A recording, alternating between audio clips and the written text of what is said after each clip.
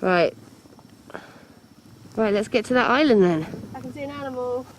Where? This is 3. I can see something flying low. I reckon it's like a coot or something.